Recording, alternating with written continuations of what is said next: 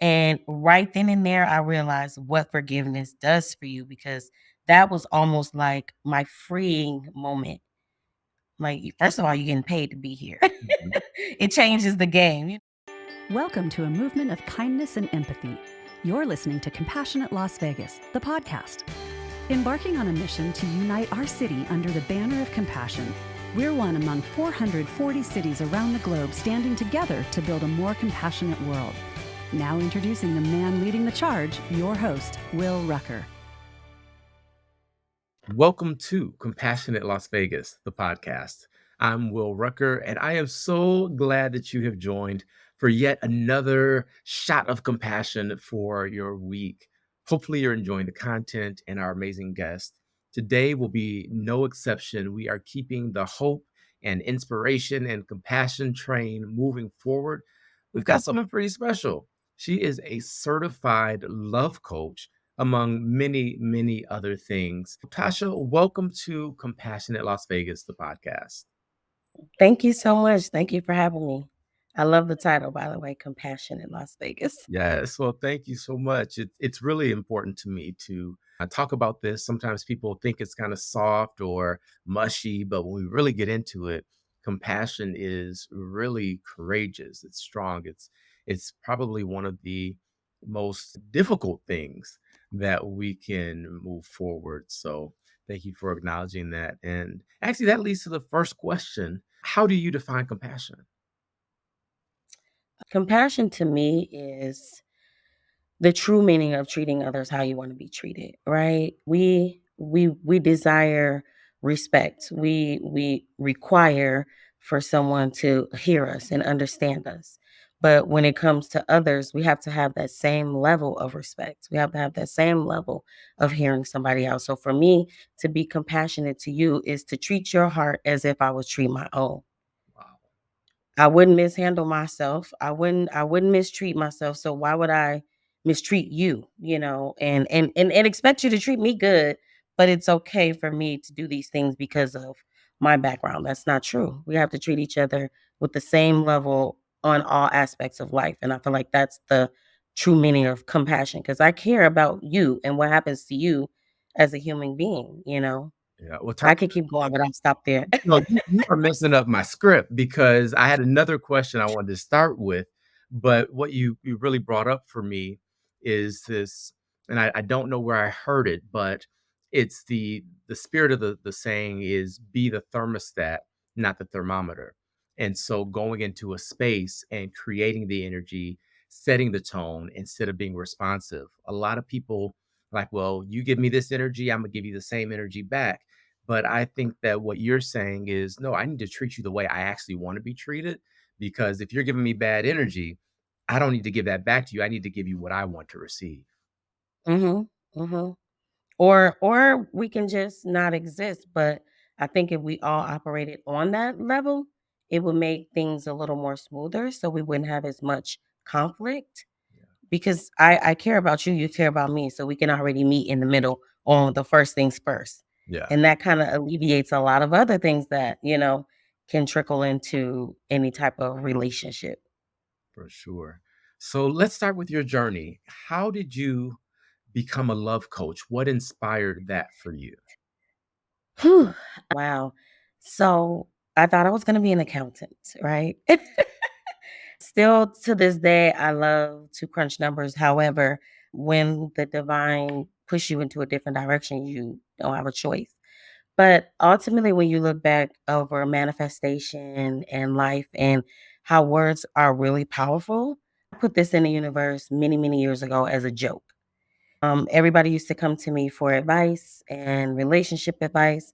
And I would give some solid advice because I'm human based. And I never knew that I would consider myself human based, but I'm not picking sides because this is my friend. I'm not picking sides because this is a woman. We're going to talk about what's right and what's wrong. And I would be like, tip the love doctor, tip your love doctor. And that was like maybe well over 15 years ago. I used to say that. And as I'm going to school to be an accountant, I moved here and they wouldn't accept my credits. Mm. So when they put me back in, when I got back in college after my attitude with the education system, Yeah, because because that's I did why, my right? four, Yeah. I did all of my core credits for accounting, not my prereqs. So they only accepted them as prereqs. And I was like, "Ugh, I got to start all over and I'm going to show them, you know." So, but I went back to school and they put me in managerial accountant because with all of the credits that I did have, I was automatically a junior and no preparation, no refresher courses. I literally had a panic attack. I was like, I don't know what I'm doing and I don't like that feeling. And at the time I was working in behavioral health and everybody at my job was like, because you're not an accountant, you're a therapist. I was like, what? Like total shift in life. And I was like, I never even thought about going to school to be a therapist. And when I enrolled in school and I started classes, it was a no-brainer. It was very, very relatable information. I could understand the content. I knew what was going on. It just was so natural for me. And at that time, they make you pick a niche. What's your niche? Who are you going to help? And I was like, I don't know, everybody, like how do I decide? So I had to sit in it and meditate for a while and I could hear it clear as day. I'm like, what do people need? Like I don't know. If there's a need, you have to have a need to do your job. And what is that need? And I was like, well, pregnant women, they need people, drug addicts, they need people, helpers. Oh, I'm gonna help helpers. I'm gonna help teachers, lawyers, therapists, I'm gonna help those people because if they're not in a good mental space, they're not in a space to help other people, That's especially doctors, yeah. people who are there to help people. So that's who I was gonna help. And it wasn't sitting right. It just wasn't sitting right because I'm like, what about the people who actually need the help from the helpers? And that's when I heard it. It was like everybody has an essential need for love. Mm, It's a necessity. It's not something we're like, I can have love. I can't. That's not it's not something that we can live without healthy yeah. in a sense. So is it just So, romantic love? Do you do friendships, family? Like tell me like the spectrum that you cover. oh, okay. So we actually focus on all levels of love. So I'm a restoration life coach. So we focus on restorative, repairing, rebuilding, reestablishing. So if you are in a space of hurt, we repair the heart. Mm. It's all about self-love. And a lot of people think that I'm a relationship coach too. So you're going to help me find love. I'll say, yeah, sure, I could do that. But it's not with anyone else, it's with yourself. If we start with you, we can work on everything else. Everything else can flourish naturally if you love yourself first. So we focus on identifying what's the issue. Or do you have a splinter in your heart? Is it or does it require open heart surgery? Like how deep is this traumatic situation that we need to heal? Because if you don't heal, you can't operate out of compassion, right? Because I'm Let hurt me let me and ask this. With I mean, that's big. That's huge. That's a lot. And I think that's important for our listeners and viewers to hear.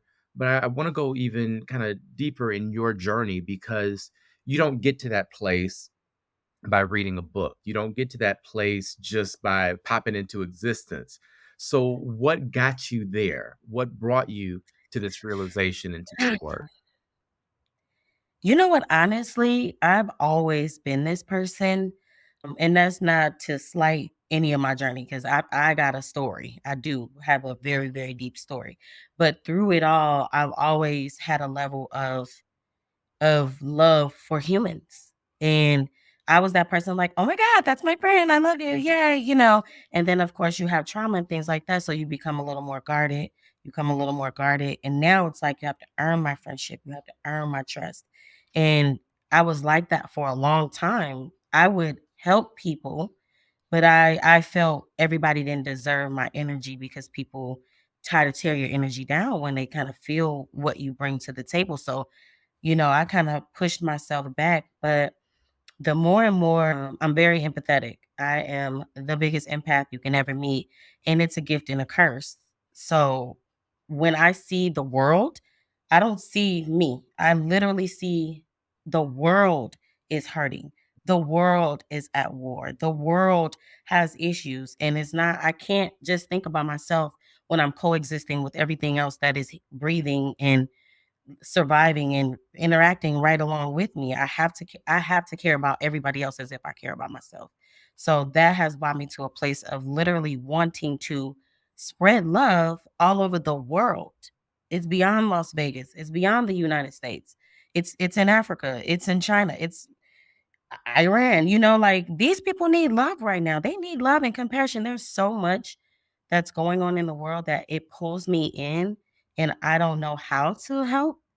And that's what got me to this place. Like if I don't have anything else to do, I don't have finances, I can't fight wars, I can't go tell people this is what you should do. What can I do? And this is all I can do is pour and restore love. Yeah. And I love that you link love and compassion. I think people just subconsciously do that because they are so intimately connected. What do you find yourself repeating over and over to clients? So, what's the thing that you're kind of like, I already know I'm going to have to say this to this client, or I have to do this? And in every case, just about. You know that was you, right? Accountability is huge, Oh, and I make people sign an honesty clause by coming in because mm, there's no really a real reason for you to come and have a conversation with me unless you're ready to be honest about who you are, what you've done in life, what you've caused, and what you can fix. Because it's about you, it has nothing to do with me. So when you have to hold them accountable, sometimes it's like, all right, we're going in because I agreed to be honest with you as well. mm. Right? I can't lie to you. I tell them flat out, if you want to pay me to lie and leave the same way you can, keep your money. There's no reason for us to have a conversation. When you're ready, I'll be here. I'll be here, but you have to be ready to have that type of conversation. Yeah, I find so, another hat I wear is also in coaching. I do more of the leadership and executive coaching. But when I started, I was just like, I'm a coach. I'll coach you on anything, because I'm like, I'm asking you questions.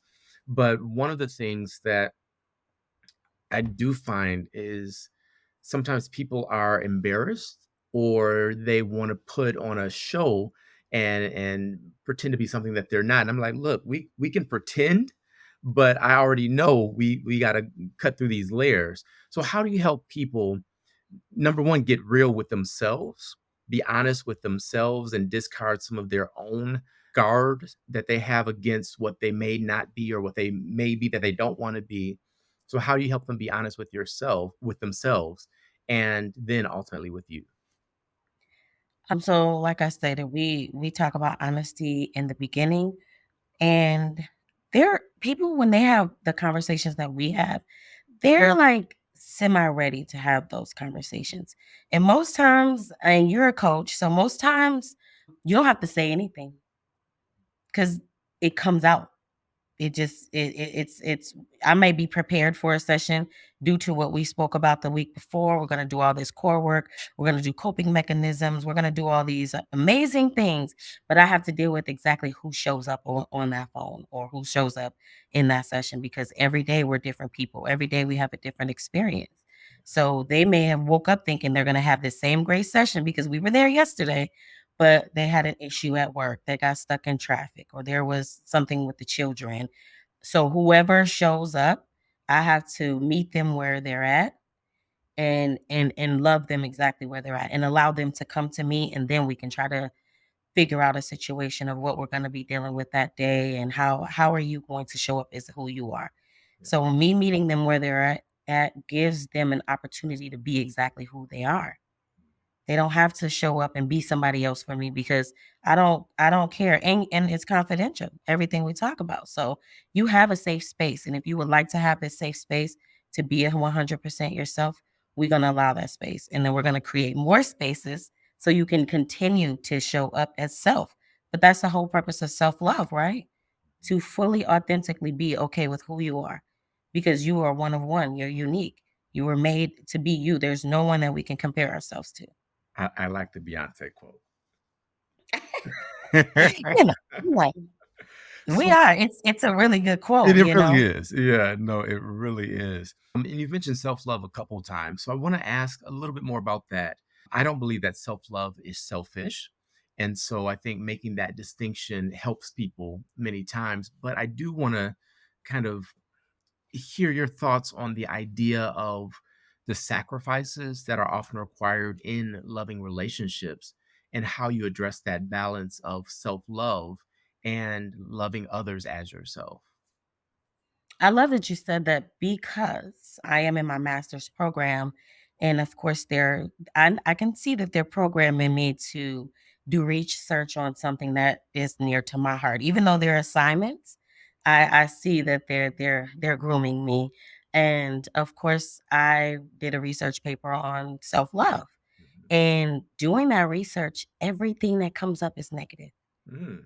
Really? Everything. Selfish. When you said Yeah. selfish, what's the other word that comes to my mind?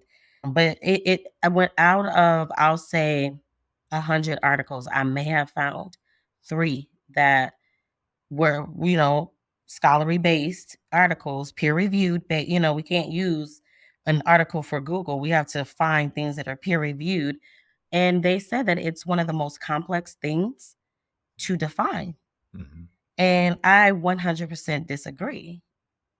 I believe that if we are operating out of self-love, and I love me. I love me. That makes me happy with me.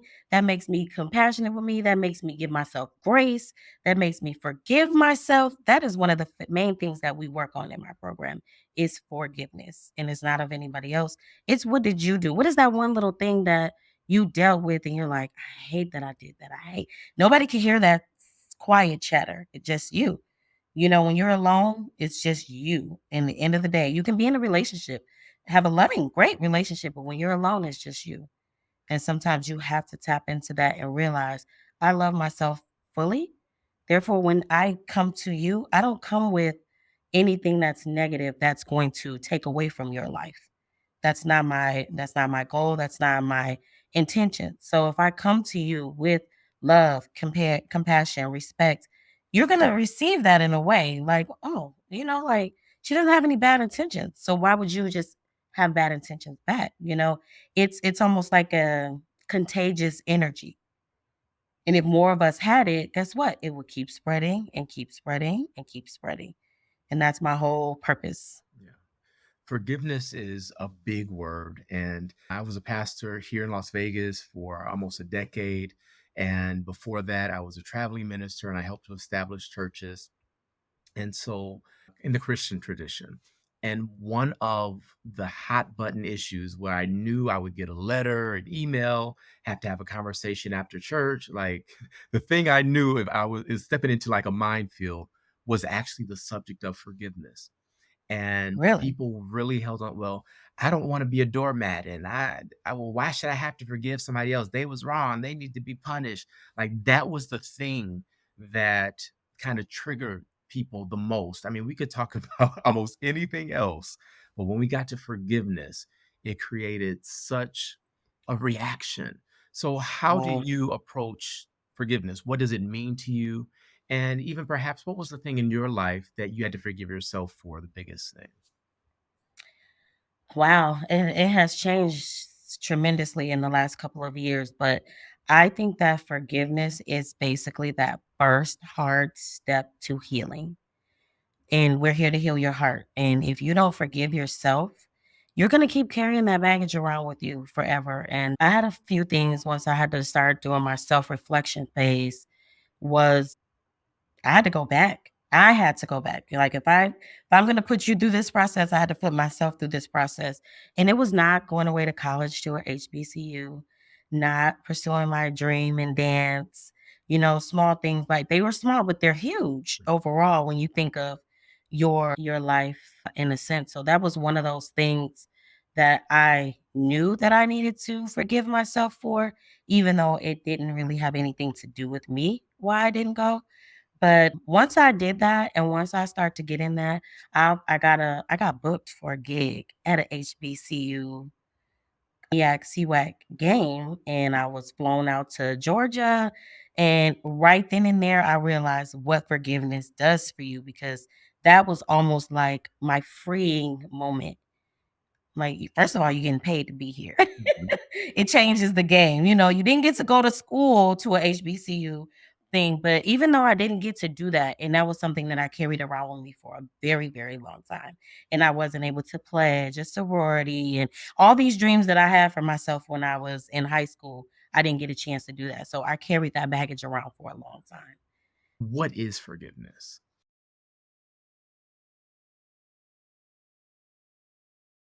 Forgiveness is addressing the issue, addressing it at the head on. No matter if it's with someone else or if it's with self, you have to address what happened. You have to dig into what made you feel the way you feel and why it made you feel the way you feel. Because if you don't dissect this thing and understand it, you won't be able to deal with it again if it happens, and you won't be able to naturally be able to understand yourself and these reactions, your triggers, and all the things that lead up to the lack of forgiveness. It causes a long-term effect when you don't forgive yourself or someone, and when you do that, it allows yourself to free yourself of baggage that you've been carrying. It allows you to understand trauma on a different level. It doesn't affect you psychologically, physically, emotionally anymore because you are not attached to that thing.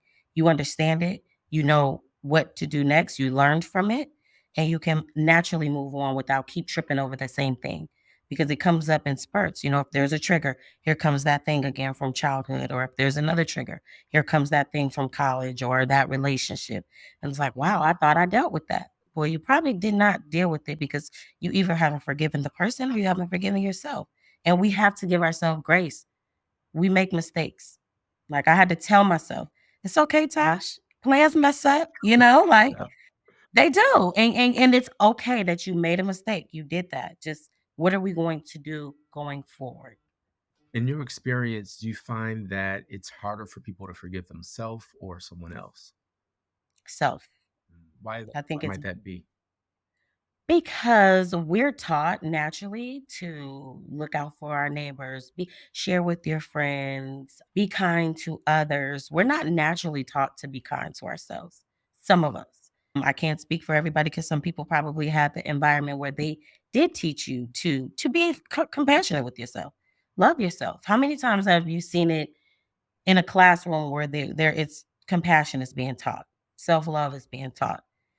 It's a lack of knowledge because we're already taught to care about others more than we're taught to care about ourselves. That's why it seemed to be selfish if you look out for self.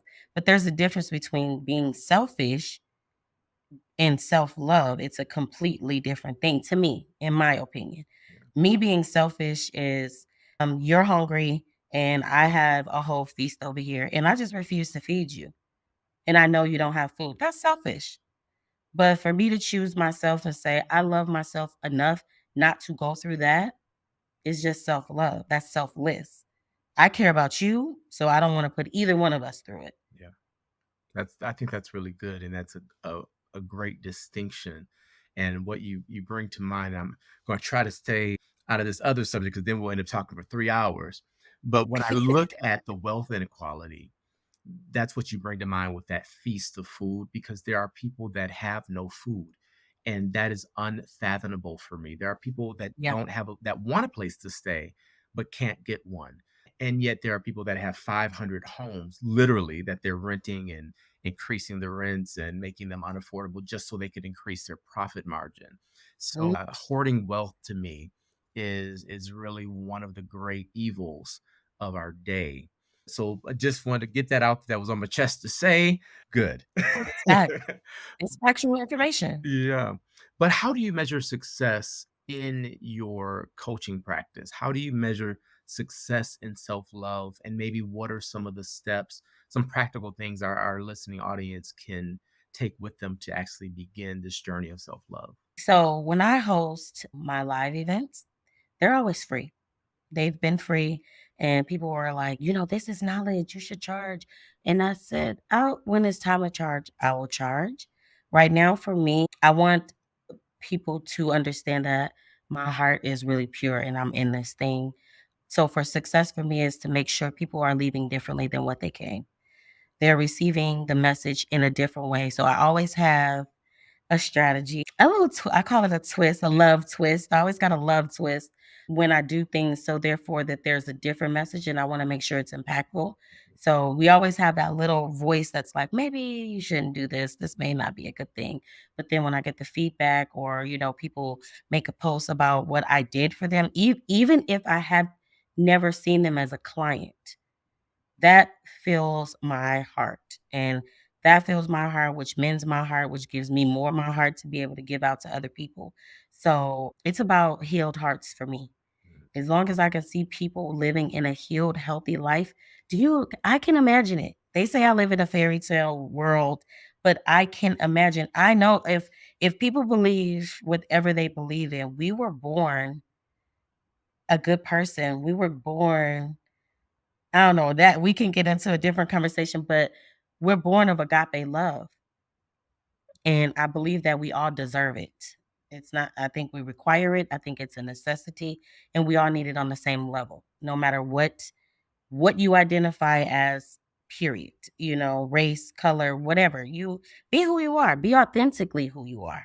But love who you are. Then you won't have so much hate to spew, Yeah. you know. So our time has gone so quickly. I want to wrap up with a few sentences that I'll have you complete. So I'll start the sentence and I just Okay. want you to finish it for me, okay? Okay. Love is. You. Wow. Okay, wasn't expecting that one. That was good. I like that. And I like that. All right. Okay, back on track. Back on track here. Okay. Compassion matters because. We're human. Mm, being human is. Love. Oh, nice. Being human is love.